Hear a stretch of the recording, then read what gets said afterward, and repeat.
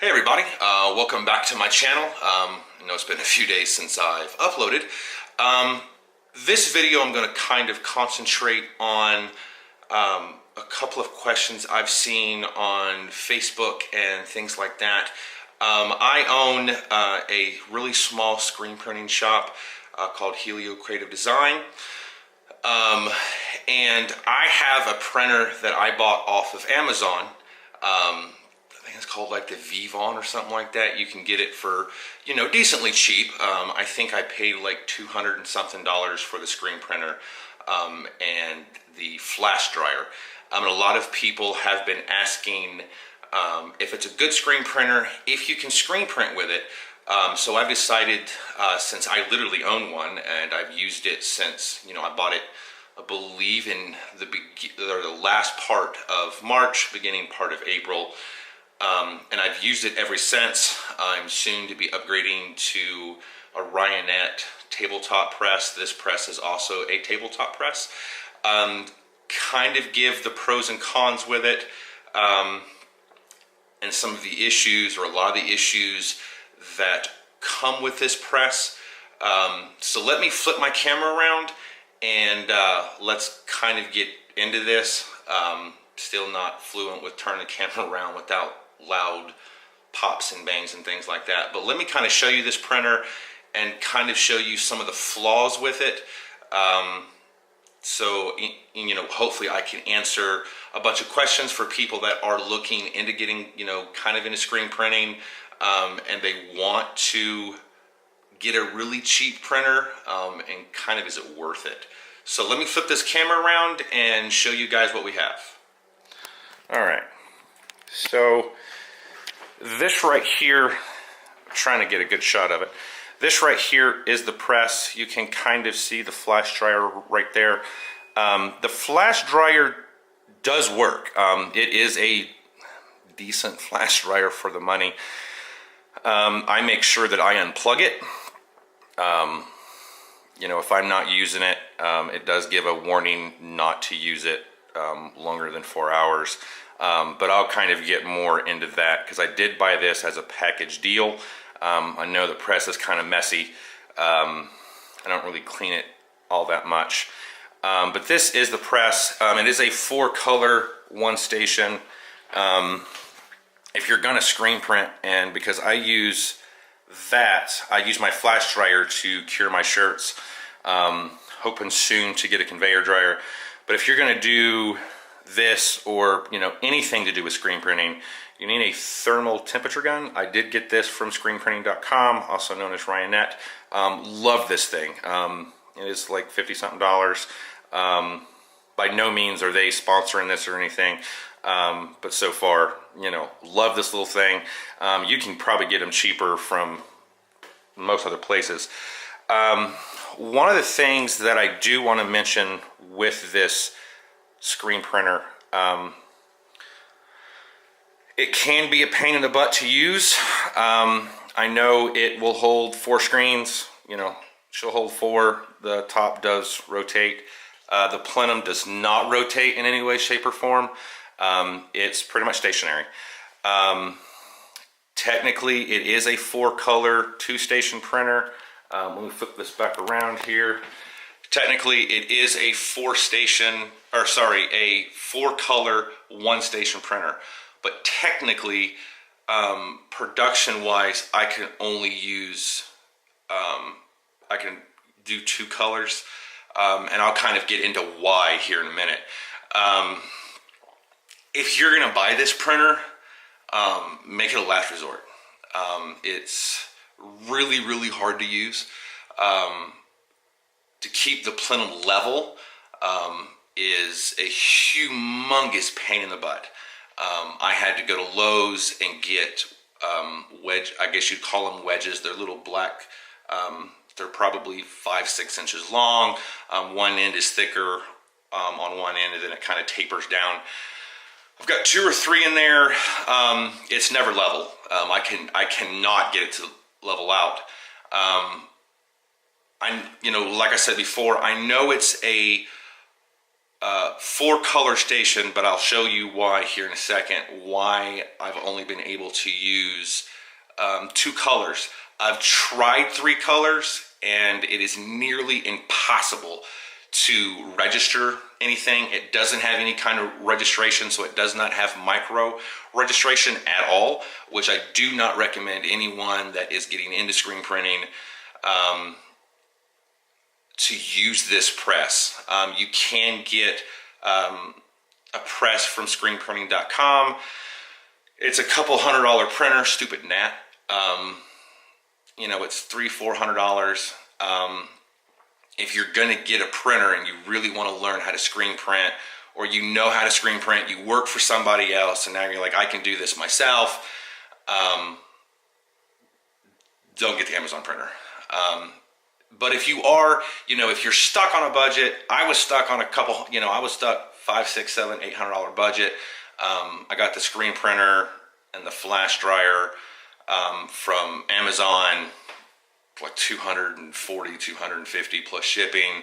I bought an exposure unit off of Facebook. I believe it's a Ryonet brand.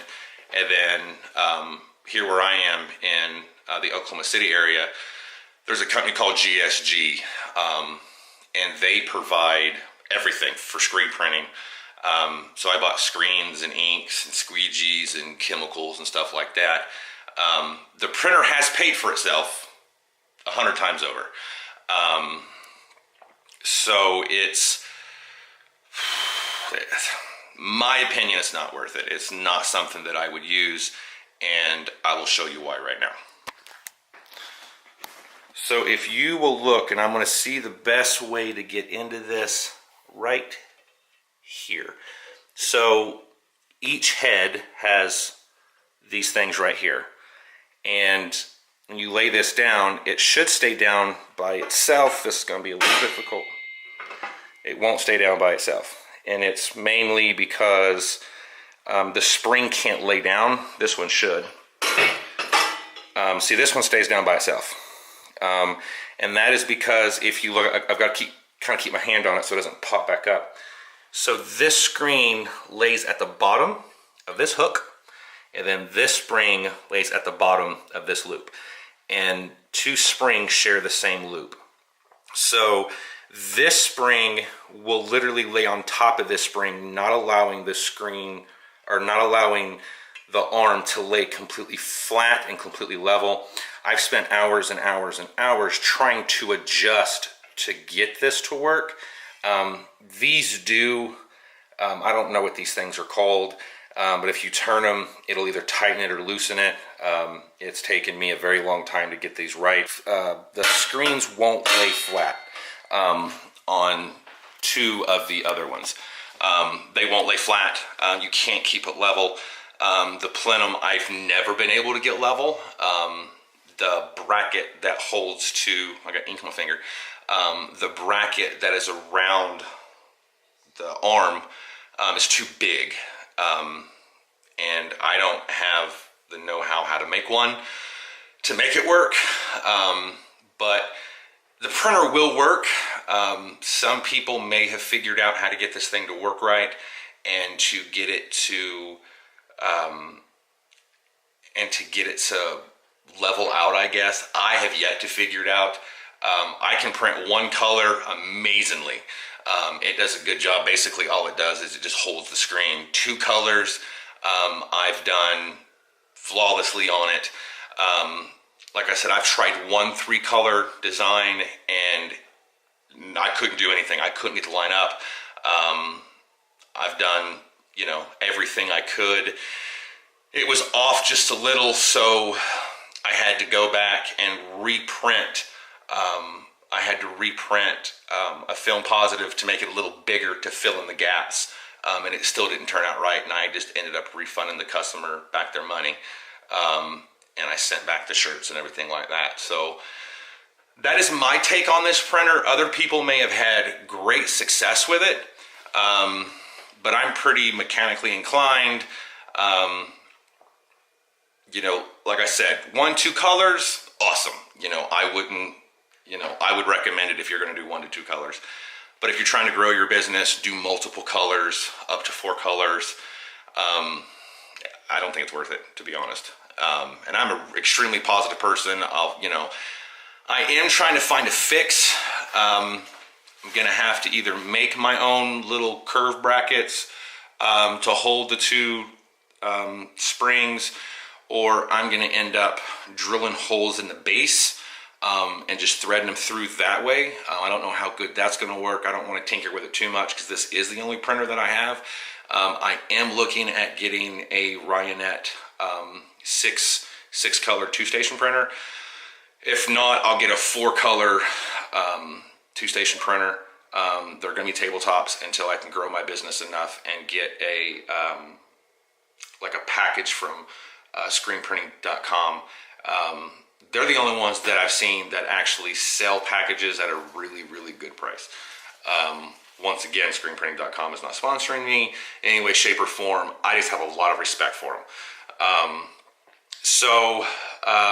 That is my thing on that.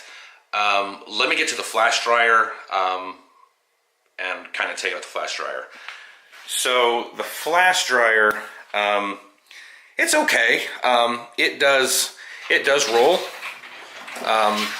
Sometimes quite well. Sometimes not quite well.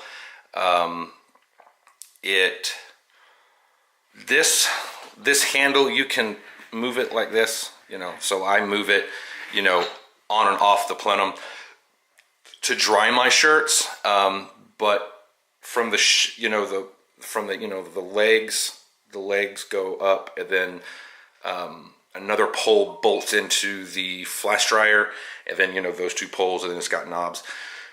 Well, what I'm trying to say is this doesn't turn independently from the body and the legs. The wheels have to turn with it. Sometimes that can be a pain in the rear end. If you have like a rock or piece of dust or something that stopped those wheels, it does make it a little difficult. When I first got it, one of the legs, I guess I didn't tighten the bolts enough. There's 2 bolts per leg. It came loose. Tightened them up and we were good. It's a decent little flash dryer. It gets hot real fast, and it is coiled like an oven. So I have to move it. I get it up to 330, 340 degrees because I use Plastisol ink for right now, because I've tried water-based ink with this. It won't do it. It's sticky on the other side of the print. It doesn't get all the water out. Kind of want to get in a conveyor dryer hopefully soon. And then I let the shirt cool down, let the plenum cool down, and then I pull it back over again. I'll probably, next time I get an order, I will show you guys how I do it. But I make sure the coil is in a different spot because certain parts of the ink won't get up to temperature.